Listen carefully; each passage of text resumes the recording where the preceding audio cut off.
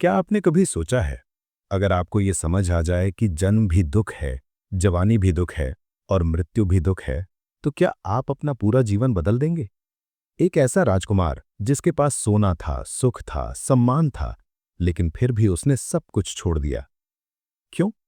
क्योंकि वो दुनिया के दुख का अंत खोजना चाहता था। बौद्ध धर्म के संस्थापक थे गौतम बुद्ध। इतिहास उन्हें एशिया का ज्योतिपुंज, लाइट ऑफ एशिया कहता है, लेकिन करोड़ों लोगों के लिए वो केवल बुद्ध नहीं थे, वो भगवान बुद्ध थे। 563 ईसा पूर्व कपिलवस्तु के पास लुम्बिनी नामक स्थान पर एक बालक का जन्म हुआ।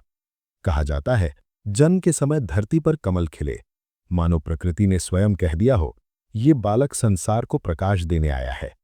इस बालक का नाम रखा गया सिद्धार्थ। राजमहल था, लेकिन मन खाली था। सिद्धार्थ के पिता राजा शुद्धोधन शाक्य गण के मुखिया थे। राजमहल में सुख था, वैभव था, ऐश्वर्य था, लेकिन दुर्भाग्य ये रहा कि माता माया देवी का देहांत सिद्धार्थ के जन्म के 7वें दिन ही हो गया। मां की ममता से वंचित सिद्धार्थ को प्रजापति गौतमी ने पाला। 16 वर्ष की आयु में सिद्धार्थ का विवाह यशोधरा से हुआ। कुछ समय बाद पुत्र का जन्म हुआ, राहुल।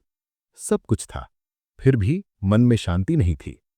एक दिन सिद्धार्थ नगर भ्रमण पर निकले और उन्होंने देखा, पहला दृश्य एक बूढ़ा व्यक्ति, दूसरा दृश्य एक बीमार व्यक्ति, तीसरा दृश्य एक मृत शरीर और चौथा दृश्य एक सन्यासी जिसके चेहरे पर अद्भुत शांति थी। उस रात सिद्धार्थ ने स्वयं से प्रश्न किया कि अगर अंत यही है तो ये जीवन किस लिए है। 29 वर्ष की आयु में एक शांत रात, जब पूरा महल सो रहा था, सिद्धार्थ ने अपने पुत्र राहुल को देखा, पत्नी यशोधरा को देखा और फिर चुपचाप महल छोड़ दिया। ये त्याग कहलाया महाभिनिष्क्रमण। उस रात एक राजकुमार मर गया और एक साधक जन्मा। सिद्धार्थ ने पहले आलार कालाम से शिक्षा ली, फिर रुद्रक रामपुत्र से। उरुवेला में 5 साधकों के साथ उन्होंने कठोर तपस्या की। 6 वर्ष बिना अन्न, बिना जल, हड्डियां दिखाई देने लगीं, शरीर टूट गया, लेकिन संकल्प नहीं।